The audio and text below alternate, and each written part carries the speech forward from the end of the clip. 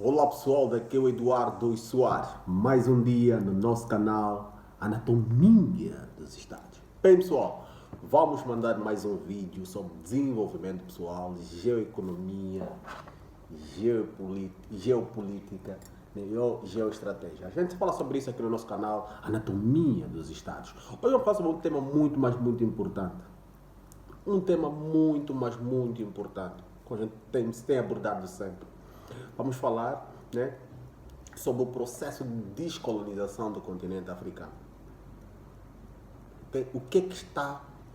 Quais foram as bases que definiram o processo de descolonização do continente africano?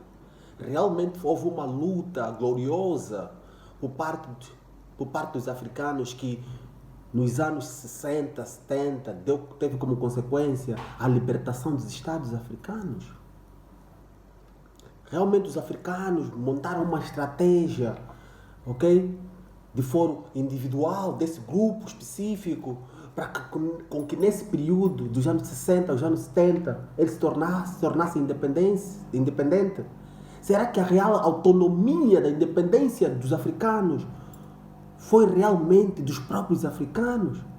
Não teve ou não houve por detrás, ok, desse fator histórico, desse processo histórico, ok, uma mão invisível para além dos Estados africanos. É sobre isso e muito mais que a gente vai falar. Porque eu digo sempre, mas antes de nós começarmos o nosso vídeo, por favor, comente os nossos vídeos, coloquem like nos nossos vídeos, façam subscrição. É importante vocês fazerem a subscrição, assim o meu canal cresce e crescemos todos juntos, ok? Então a mensagem vai fluir para outras pessoas, ok? Comentem. Para mim é importante o vosso comentário, porque é sempre em função dos vossos comentários que eu vou criar outros vídeos. Por exemplo, esse vídeo eu estou a criar em função dos comentários que são feitos nas redes sociais depois de eu publicar os meus vídeos. Então, por favor, comentem os nossos vídeos, coloquem like, ok? Façam a subscrição e assim a gente vamos crescer de uma forma automática. Então, voltando no assunto, falando sobre o continente africano, o processo de descolonização do continente africano. Isso por quê? Porque hoje a gente observa o continente africano e olhamos e nos perguntamos por que nós lutamos pela libertação do nosso continente? Quais foram os reais objetivos que no longo prazo, hoje depois de 50 anos já passados, a maior parte dos países africanos não conseguiram um desenvolvimento social, econômico? Por que independentemente dos recursos naturais alicerçados nesse território que é o continente africano, que tem o controle de mais de 30% dos recursos naturais do mundo, isso é um continente rico, ok? Porque nós temos terras aráveis, não férteis, aráveis. É importante falarmos sobre isso. Terras aráveis. Mas independentemente disso, continuamos com as várias dificuldades de alimentar esse povo africano. O quê? Por que motivo? Então isso é uma grande questão. De quem foi essa luta realmente? Essa luta veio para beneficiar quem realmente? O africano? Ou não? Porque para mim não faz sentido ter essas condições criadas todas nesse território, essas condições em termos de recurso, mas hoje temos povos em guerra, como Moçambique, por exemplo. Ok? Pobreza, como na Nigéria, país que maior produz petróleo no continente africano, mas é dos países mais pobres do continente africano. Pobreza em Angola, nossa terra, nossa pátria, nossa mãe, que independentemente dos vários recursos, estamos em permanente pobreza. Pobreza na República Democrática do Congo, que é o coração do continente africano, o país mais rico do continente africano, mais próspero em termos de recursos naturais, mas independentemente disso, continuam os problemas sociais, miséria, guerra entre os povos. Então, realmente, quem está por detrás? É importante nós falarmos e nos colocarmos no contexto em que aconteceu, ok? Em que vai acontecer né, a independência dos Estados africanos. Isso é, os países africanos, depois de mais de 400 anos de colonização, houve um período em que esses Estados começaram a se tornar independentes. Isso já suscita uma desconfiança. Isso é, depois de mais de 400 anos, só nos anos 60, 70, é que os países africanos começaram a se tornar independentes. Por que motivo? Isso, houve um despertar da consciência desses povos nesse período de tempo, nesse período entre 10 ou 20 anos, que eles se tornaram livres.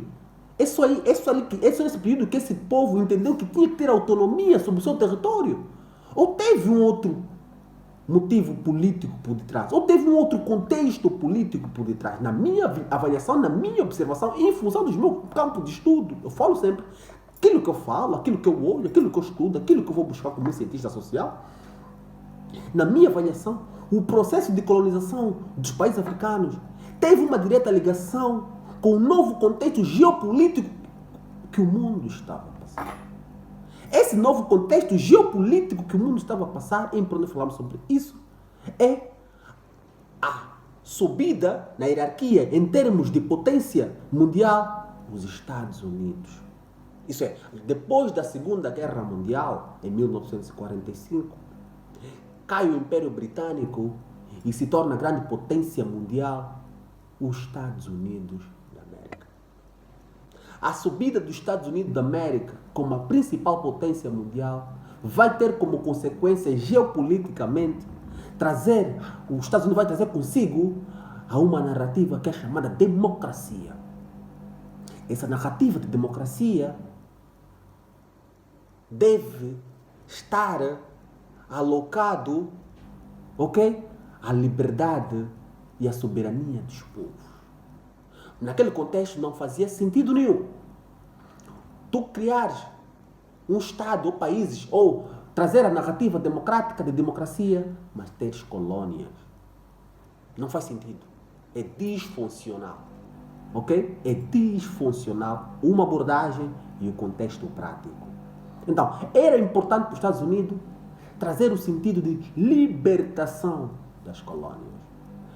Há tempos vi uma série na Netflix em que o presidente dos Estados Unidos, o Roosevelt, na reunião com Wilson Churchill, no primeiro contato que eles tiveram de forma secreta, em alto mar, o presidente americano, Roosevelt, disse a Churchill: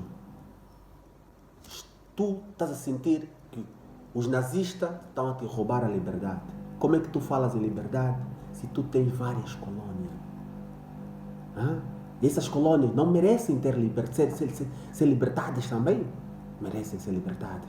Aí estava a nascer uma nova visão geopolítica que o mundo lá frente podia se constatar. Então, quando os Estados africanos vão se tornar independentes, quem vai libertar esse povo não serão os nacionalistas africanos como resultado de uma guerra que vão correr com o Ocidente. Não. Haverá uma cedência. Haverá uma cedência de colônias. Isso é, os países ocidentais, em função do contexto que o mundo estava a passar, como resultado da nova narrativa de democracia dos Estados Unidos, vai trazer um novo processo, um novo tabuleiro geopolítico. A libertação das colônias. Isso é, a América começou a pressionar os países ocidentais que tinham colônia no continente africano, e não só, a libertar essas mesmas colônias. Aí essas colônias, nesse período, vão se tornar independentes. Não como resultado de briga territorial, de forma bélica entre os Estados africanos e os Estados europeus, mas sim cedência de território dos países europeus, dar esse poder aos nativos africanos.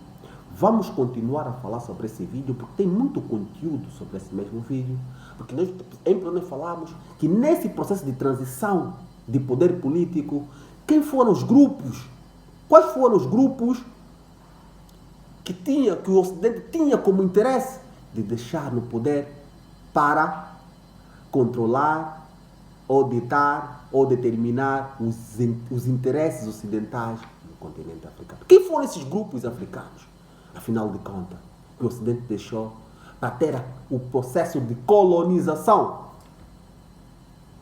velada. É assim que até hoje nós africanos nos encontramos. Nós estamos num processo de colonização, ou neocolonização velada. Ok? Estamos juntos. Muito obrigado. Daqui o Eduardo Soares, no nosso canal Anatomia dos Estados. Estamos juntos. Muito obrigado.